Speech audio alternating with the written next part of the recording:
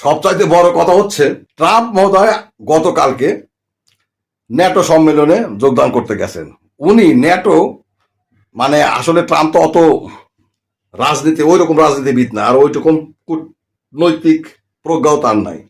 তিনি ইউরোপের ন্যাটোভুক্ত দেশগুলোকে সামরিক খাতে ব্যয় বাড়ানোর বিষয়টা বলতে গিয়া মুখ ফসকা বলে ফেলছে যে তোমরা দেখো দেখো, তোমরা যে সামরিক ব্যয় বাড়াতে চাও না, তোমরা দেখো ইসরায়েল, তোমাদের চাইতে ইসরায়েল সামরিক দিক থেকে কত উন্নত ছিল, তাদের প্রযুক্তি কত উন্নত ছিল, তাদের অস্ত্রগুলো কত নিখুঁত ছিল। কিন্তু ইরান যে মাইটটা দিছে এই 12 দিনে, আমি কল্পনাও করতে পারি নাই যে ইরান এইরকম মাইটটা দিতে পারে।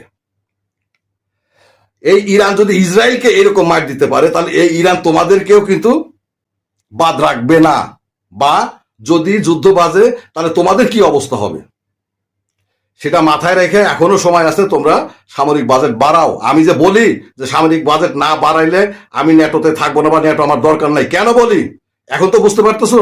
ইরান, আমরা কল্পনাও করতে পারি নাই যে ইরান এইরকম ধ্বংসাত্মক জিনিসপত্র তৈরি করে ফেলেছে, এবং ইরান এরকম। এখন তো তোমরা বাস্তবতা বুঝতেছো, অতএব এখনো সময় আছে, সামরিক বাজেট বাড়াও। এই হচ্ছে প্রকৃত অবস্থা। সত্যটা কেউ কখনো স্বীকার করবে না।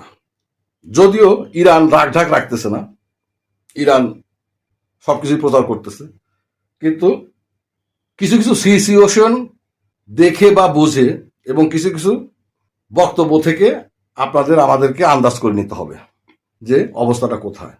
আল্লাহ গাজাবাসীর এই আত্মদান বলিদান, 23 অক্টোবর থেকে এ পর্যন্ত গাজায় 17,127 জন শিশু মারা গেছে।